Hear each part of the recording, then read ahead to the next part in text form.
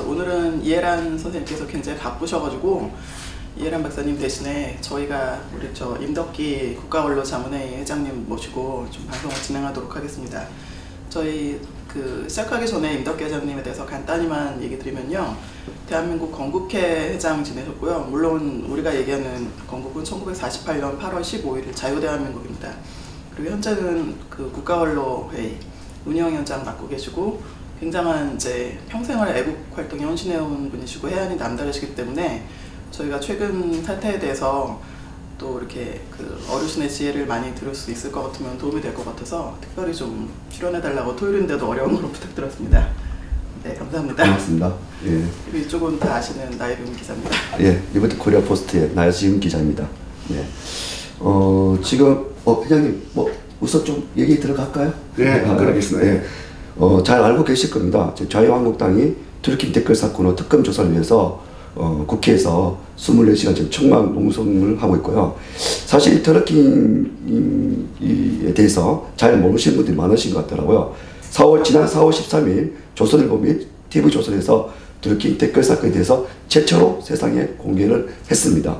더불어민주당의 고발에 의하여 경찰 수사가 시작되어 동사건으로 연루된 느릅나무 출판사 대표 김동원 등 3명까지 구속까지 하고 사실 한 2달간 숨기고 있다가 조선일보가 이 특보식으로 제보를 해서 지금 세상에 드러난 사건이 드루킹 사건입니다. 회장님, 드루킹 사건의 진실을 어떻게 보고 계시는지? 드루킹 사건에 대한 진실은 특검 조사라든가 국회 특별조사위원회를 설치하지 않더라도 이미 드러난 사실만 가지고도 명명백백한 사실로 이제 드러났습니다. 근데 왜 그러냐 하면 드루킹이라는 존재가 처음에는 김병수 의원께서도 모르는 사람이다, 전혀 관련이 없다 이렇게 얘기를 하다가 나중에 이제 증거가 나오니까 그 다음에는 약간만 알고 있는 정도로 이렇게 또 관계를 지었다가 근데 오늘 아침에 보도를 보니까 상당한 깊은 관계를 가지고 보안이 유지되는 프로그램을 이용해서 서로 주고받은 메시지가 있고 시그널. 이렇다 그러면 이미 이 두 단체하고는 뗄래야 될 수 없는 그런 밀접한 관계가 있다는 것을 국민들이 먼저 다 알고 있습니다. 더 이상 조사할 필요도 없고 만약에 특검이 필요하다면 이 사람들을 형사처벌하기 위해서 형사처벌은 법적인 증거가 확보돼야 되기 때문에 법적인 증거 확보를 위해서 특검이 필요할는지는 모르지만은 이제 정황으로 봐서 이 드루킹하고 김경수하고 이 관계는 떼놓을 수가 없습니다. 그러면 김경수라는 사람이 또 누구예요? 문재인 대통령을 만드는데 가장 측근으로서 속마음을 다 서로 읽으면서 서로 눈빛만 봐도 마음을 읽을 수 있는 그런 사이 아닙니까? 그리고 선거에도 막강한 영향력을 행사했던 사람이고 그러면 단계를 거쳐서 직접 문재인 대통령 후보하고 드루킹하고 아무런 관련이 없다 하더라도 중간에 김경수하고의 관계를 보면 당연히 이거는 떼놓을래야 떼놓을 수 없는 관계가 성립되어 있습니다. 그러면 이제 문제는 법적으로 드루킹이 한 행위가 처벌 대상이 되느냐 안 되느냐 이 문제는 법 전문가들이 논의를 해봐야 할 것이고 또 일부에서는 댓글을 달았는데 선풀은 죄가 안 되고 악플은 죄가 된다 이런 견해를 가진 사람들도 있고 한데 악플이든 선풀이든 대다수의 국민을 조직적으로 속이고 오판하게끔 만들었다 그러면 이거는 범죄가 아니라 그러면 오히려 억지를 쓰는 거고 만약에 이게 죄가 안 된다면 법이 잘못된 거죠. 지금 말씀하신 대로가 맞는 것 같습니다. 내로남불이 이게 딱 내로남불 같습니다. 박근혜 대통령 초기 집권 때 댓글 사건으로 그렇게 떠들었던 사람들이 바로 저쪽 사람들입니다. 지금 어떠한 틀을 이걸 범죄물은 이걸 설계를 하지 않습니까? 설계를 짜놓고 그 속에 모든 사람들을 집어넣어서 지금 죽어 흔든 거 아닙니까? 쉽게 말씀드리면. 그래서 지금 그렇다면 지금 대표님께서 말씀하신 부분 중에서 뭐 어떤 중첩된 부분도 있겠지만 좀 더 진행을 한다면 여기에 핵심 문제가 또 어떤 것이 있는 건지 좀 간략하게 말씀해 줄 수 있으면 말씀을 좀 드리겠습니다. 핵심 문제는 특정 집단이 네. 조직적으로 네. 더군다나 기계를 활용을 해가지고 여론을 조작해서 허위 여론을 만들어냈다 그러면 이거 국민 기만 행위죠. 국민 속인 거지 이 보통 문제가 아닙니다. 이거는 만약에 그게 현혹이 돼서 자기가 찍고 싶은 사람을 바꿔서 표를 던져서 그 사람이 국회의원이 됐다든가 대통령이 됐다 그러면 이게 우리 민주주의의 근본을 흔드는 중대 사건입니다. 이거는 맞습니다. 아주 큰 범죄입니다. 예, 이 범죄는 단순히 무슨 법적으로 범죄가 되고 안 되고 이걸 떠나서 이거 국가문란죄로 국가문란이 문제가 아니라 민주주의 근본을 그냥 다 흔들어 버린 겁니다. 이거는 이래가지고 어떻게 민주주의가 신뢰받을 수 있나요? 민주주의라는 것은 선량한 방법으로 대다수의 국민들로부터 선량한 지지를 받고 그 임무를 수행하는 것이 민주주의의 대표자지 어떤 사기 기망에 의해서 표를 받아가지고 국민을 대표한다 그러면 이 전부 가짜 대표 아니에요? 그렇습니다. 진짜. 뭐 저희 그 나지은 또 우리 나이름 기자가 너무 외국 활동 열심히 하느라고 목이 많이 쉬어갔고요. 제가 네, 그래서 질문 좀 여쭤볼게요. 네. 지금 그 김경수 씨가 드루킹이 보낸 메시지를 자기는 읽지 않았다 이제 이런 식으로 빠져나가려고 그러는데 관계가 있다는 것까지는 거짓말했던 게 그 관계가 있다는 게 밝혀졌으니까 그러니까 이제 그건 드루킹이 일방적으로 한 거다 뭐 이런 식으로 얘기를 하는데 저희가 이제 그 조사한 결과에 의하면 파주에 있는 그 느름나름 출판사라는 데 있잖아요. 그 뭐 10년 넘도록 책 한 권도 안 내면서 임대료 몇백만 원씩 한 번도 밀린 적이 없고 댓글만 좀 몇 개 달는데 11억이나 되는 거금을 지원했다고는 그 느름나무 출판사에 김경수가 2번씩이나 방문을 했어요. 그리고 김경수라는 사람은 그 노무현 쪽 인사들 중에서도 굉장히 핵심이고 문재인도 자기 영혼까지 다 알고 있는 사람이다 이런 표현을 쓸 정도로 이렇게 노무현 씨, 김경수 씨, 문재인 씨가 가까운 사이잖아요. 그리고 김정숙하고의 관계는 이미 경인선 뭐 이렇게 해서 밝혀졌고 그럼 여기에 대한 책임은 당연히 거기다가 단지 뭐 자발적으로 어디서 돈을 구해가지고 댓글을 달았다고 이렇게 생각하기가 쉽지 않은 게 오사카 총영사라든지 청와대 행정관이라든지 이런 그 고위직을 요구를 했거든요. 그렇죠. 권력청을 자기가 요구를 했기 때문에 그랬다가 이제 그게 불발이 되는 바람에 어떻게 보면 자기들 내부에서 이렇게 불만이 터져 나오다가 들통난 거지 무슨 자한당이 잘해서 밝힐 게 아닌데 여러 가지 정황을 볼 때 이제 그 경험을 이제 한국 정치사도 대통령 대통령 보시는지. 선거나 국회의원 선거나 뭐 시장 도지사 선거 같은 선거를 할 때 때로는 무슨 그룹이 뭉쳐가지고 영향력을 행사하고 나서 나중에 그 보상을 받을 욕심으로 도와주는 자진해서 도와주는 단체도 있습니다. 그리고 정말 순수하게 나는 이분이 좋아서 이분이 우리 대표가 됐으면 좋겠다, 대통령이 됐으면 좋겠다 해서 봉사적인 차원으로 도와주는 사람도 있습니다. 그러나 이 드루킹이라는 이 조직 그 책을 본다면 이 사람들이 보낸 메일을 누가 읽어보고 안 읽어보고 차원이 아닙니다. 이거는 이미 이 사람들이 하는 행위는 충분히 심정적으로 이거는 도움받은 사람 측에서 다 알고 또 그 측근들이 다 인정해주고 나도 이 도움을 주고 난 다음에는 반드시 그에 대한 보상도 있을 것이다 하는 기대하에 이루어진 일입니다. 그렇기 때문에 어디 면석이 하나 다 해달라는 것도 아니고 문수 달라는 것도 아니고 이거 무슨 구의원 공천 달라는 것도 아니고 오사카 영사를 달라 뭐 대사를 달라 이런 큼지막한 보상 요구가 있었다면 이거는 도우는 단체 중에도 아주 특 A급 단체라고 우리는 봐야 됩니다.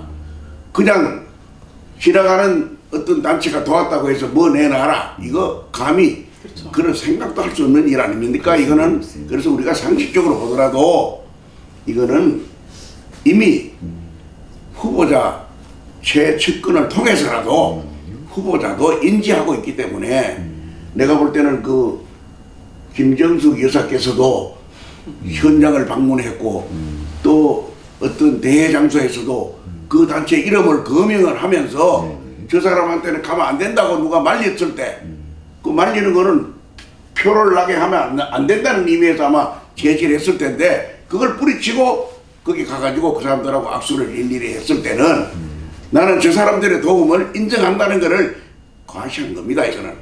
네, 맞습니다. 인지상정이라고 충분히 그럴 수 있을 것 같아요. 이거는 그 자금 출처를 조사하면은 저는 전모가 드러날 거라고 생각을 하는데요. 왜냐면 드루킹이라는 사람이 알려진 거하고 다르게 돈이 없는 사람이래요. 지금 현재 살고 있는 아파트도 처갓집에서 해준 거라고. 물론 언론 보도가 틀리는 게 많으니까 정확하진 않지만 하여튼 뭐 장모 말로는 그 사위가 돈 한 번 가져온 적 없다. 애기 분유값 한 번 가져온 적 없다고 이렇게 그런 보도들이 나오고 있는데 11억이나 되는 돈을 어디서 조달했는지 그 상식적으로 이해가 안 가죠. 근데 이거는 경찰의 태도 문제입니다. 그쵸? 수사의 태도가 정말로 진실을 밝혀서 어느 특정을 위해서 편파 수사를 하지 않고 공정한 수사만 진행된다면 이거는 증거 인멸을 할 수 없는 증거가 다 나와 있는 겁니다. 통장 관련 통장을 전부 거기에 관계인들에 대한 통장만 맞습니다. 계좌 추적을 해서 보면 자금의 흐름이 다 나오는 거지. 뭐 현찰로 갖다 줬다면 또 안 나올 수도 있습니다. 그러나 지금 경찰이 국민들의 신뢰를 잃고 있습니다. 이 사건에 대해서 이미 중간 수사를 하면서 이거를 검찰로 떠넘기는 과정을 보더라도 수사가 아주 미진한 상태에서 내가 골치 아프니까 너희들이 알아서 해라 하고 보따리 싸다 준 것밖에 안 됩니다. 우리가 볼 때는. 그러면 발표도 그 중간 수사 발표를 하면서도 핵심 인물이 될 수 있는 김경수라는 사람의 관련성을 딱 빼놓고 보냈다는 얘기인데 제가 그 서류를 보진 못했습니다만은 보도되는 바에 의하면 그렇게 했다 그러면 이미 특정인을 보호하고 이 단체와 연관이 없다는 것을 축소하려는 그런 의도로 했다고 밖에 볼 수가 없습니다. 맞습니다. 여기서 제가 좀 더 말씀드리고 싶은 게 느릅나무 출판사 대표 김동원에 대해서 모르신 분들이 상당히 많으신 것 같더라고요. 이 김동원에 대해서 제가 조금 말씀드리면 1969년 서울 출생입니다. 명지대를 졸업했고 대림 고려 개발에서 근무한 경력도 있더라고요. 2009년부터 네이버 블로그에서 국내 정치 동향이나 국제 정세를 분석할 이런 글들을 올리기 시작했고 닉네임이 드루킹이었습니다. 블로그 이름은 드루킹의 자료 창고라고 바꿔서 활동을 했고요. 2009년, 2010년 2년 연속 네이버 파워 블로그로 선정도 되었고요. 2010년에서 2018년 2월까지 파주 출판사업단지 유령회사 느릅나무 출판사를 운영하고 있더라고요. 그는 자신의 블로그에 이렇게 적혀 있습니다. 불교 철학과 자미두수를 취미로 살고 상식을 좋아하고 이승만과 친일파를 싫어한다고 소개하고 있습니다. 그는 빨갱이 단체인 민족문화연구소에 2012년부터 기부금을 내고 있습니다. 토탈 뭐 1억 4천만인가 뭐 1,400만인가 냈다고 하는데요. 좌우지간 뭐 어떤지 모르지만 여기서 빨갱이 단체라고 제가 거론한 것은 저기 오해 마십시오. 이건 제가 조사하는 과정에서 적혀 있는 그대로 말씀드린 거니까 기자의 의견은 아닙니다. 우리 리부트 코리아 포스트의 의견은 아니고요. 혹시 그 단체에 신뢰가 됐다면 그건 정정 보도하도록 하겠습니다.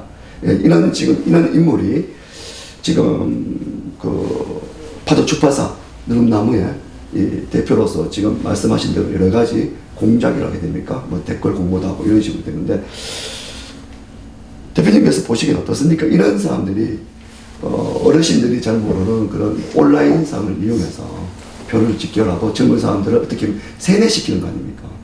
그런 부분에서 우려하는 부분은 어떻게 생각하시는지. 근데 그 젊은 사람들이 정교제 교육의 영향을 받아가지고 상당히 종국적인 시각으로 변해 있는 것도 사실입니다.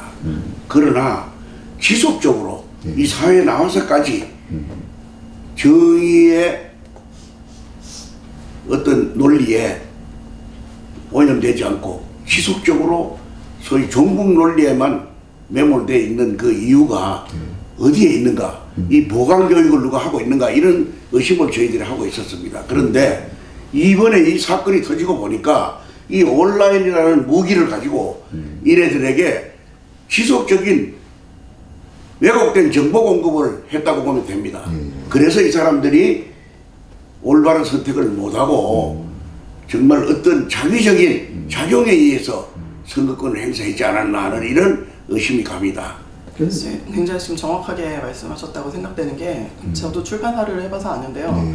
전자출판 교육을 받으러 한번 갔었어요. 제가 파주에 몇 년 전에 꽤 한 6, 7년 뭐 오래됐는데 거기 갔는데 그 교육하시는 분들부터 그 관리자, 담당자 이런 분들이 전부 그 386 세대 그때는 이제 40대 초반 뭐 이 정도 됐었는데 전과자들 뭐 저기 형노맹, 산호맹, 뭐 전대업, 9학년 이런 거 출신 전과자들이 거기 와서 그 강사를 하고 있더라고요. 그러니까 온라인에 강한 거고 그 새로운 무기로 삼은 거고 또 네이버라든지 다음이라든지 그게 좀 아무래도 상대적으로 젊은 층들이 이제 그렇죠. 시작을 했다 보니까 그 세대가 그냥 전부 다 그 세대예요. 그러니까 자기들끼리 익숙해 있고 친구 관계고 그때 자기네들 대학 총학생회장이었고 이러니까 그 특히 이제 심해진 게 이제 노무현 정권 때 그쪽에다 발전해주면서 그러니까 출판 문화업계도 완전히 지금 작용화됐거든요.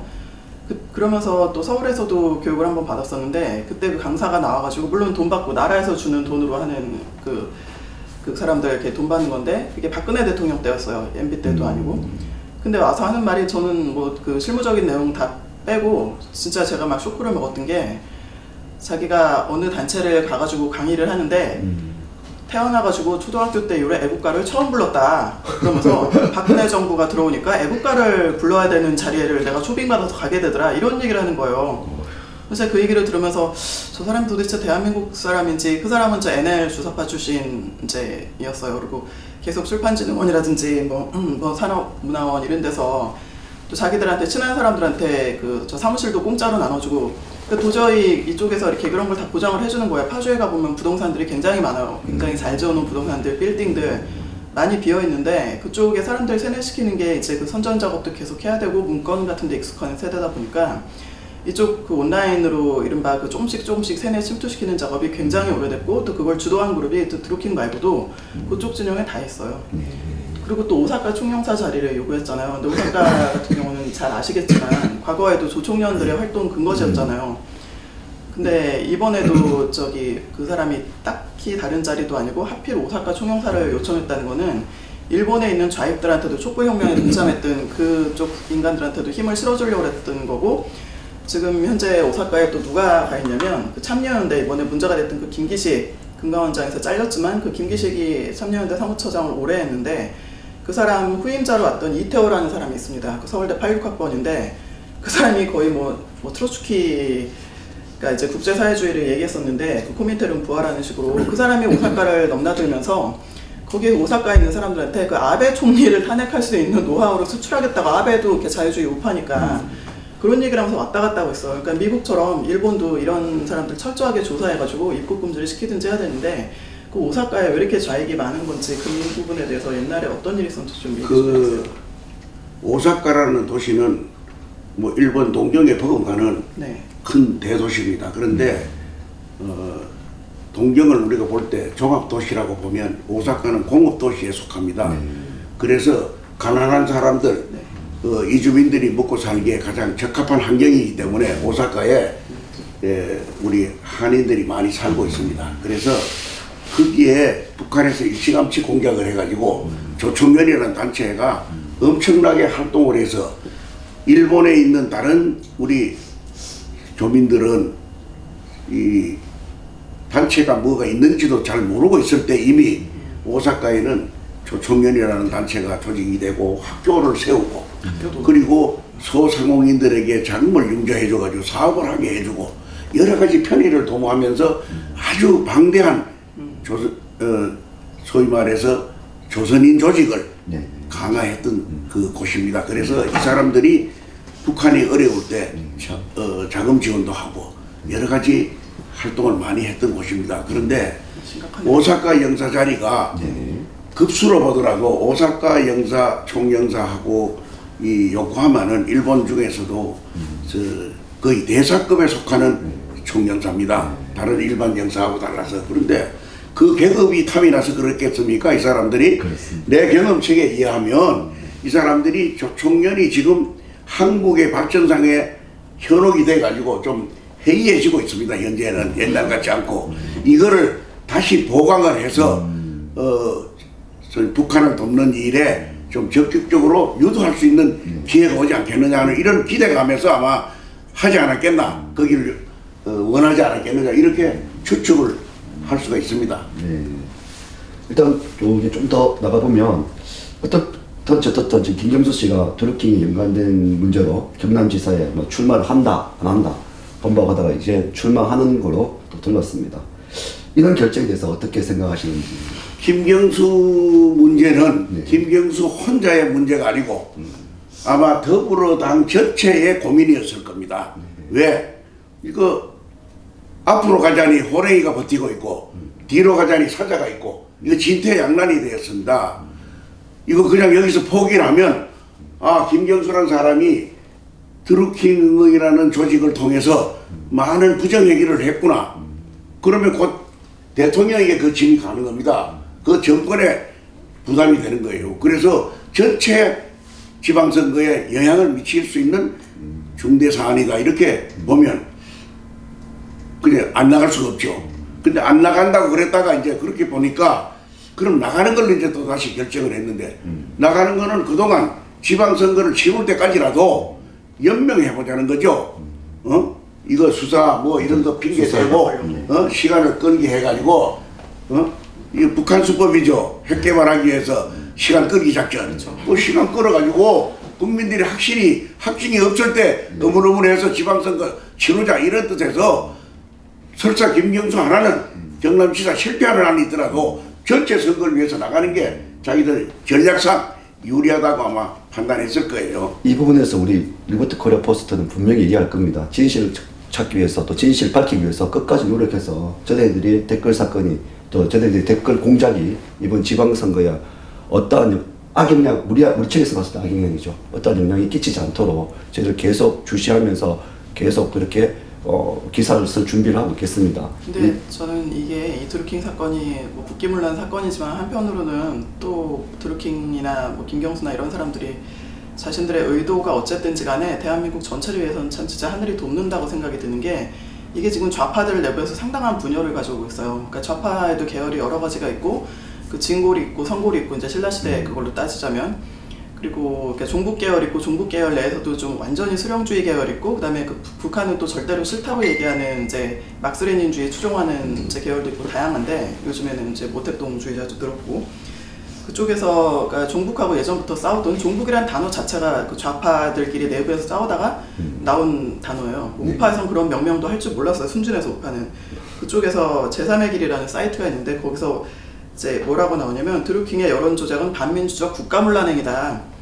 이거는 김경수가 문재인 후보 수행실장이고 문재인 또 김정숙하고 함께 항상 그 차량에 동승해가지고 취임식 같은 거 있으면 맨 앞줄에 앉을 정도로 핵심이라는 거 우리들이 다 알고 있는데 그리고 대외공관장 인사 발표가 있기 전부터 그 오사카 총영사가 누구로 내정됐는지를 드루킹이 다 알 정도인데 뭐 선수들끼리 이런 얘기하면 안 되는 거 아니냐.